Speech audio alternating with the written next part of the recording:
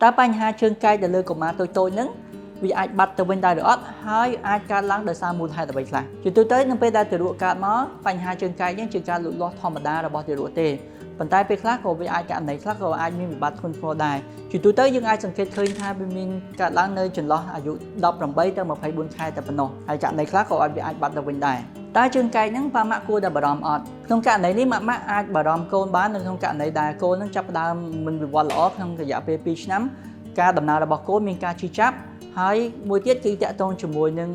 បញ្ហា ដើរ របស់ កូន ហ្នឹង គឺ មាន ការ វាច ឬ ក៏ មិន ត្រង់ ល្អ ករណី ខ្លះ ទៀត គឺ មាន ការ ឈឺ ចាប់ នៅ កន្លែង ជង្គង់ របស់ គាត់ និង តំបន់ ជុំវិញ ត្រគាក របស់ គាត់ ជើង កែង នេះ អាច បណ្ដាល មក ពី ការ លូតលាស់ មិន ប្រក្រតី នៅ ក្នុង ផ្ទៃ ឬ ក៏ ក្នុង ស្បូន របស់ ម្ដាយ ហើយ ជា ទូទៅ វា អាច នឹង វិវត្ត រហូត ទៅ ដល់ ពេល ទារក ចេញ មក ខាង ក្រៅ ប៉ុន្តែ នៅ ក្នុង ករណី ខ្លះ វា អាច តាក់ទង ជាមួយ នឹង វិបត្តិ metabolic ឬ ក៏ វិបត្តិ របស់ ឆ្អឹង របស់ ទារក តែ ម្ដង អញ្ចឹង នៅ ក្នុង ករណី នេះ បើ សិន បើ អូន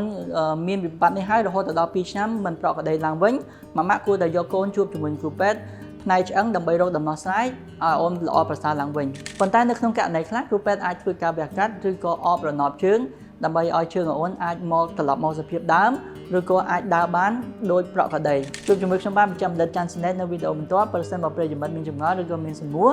អាច តម្លាក់ comment ខាង ក្រោម នេះ បាន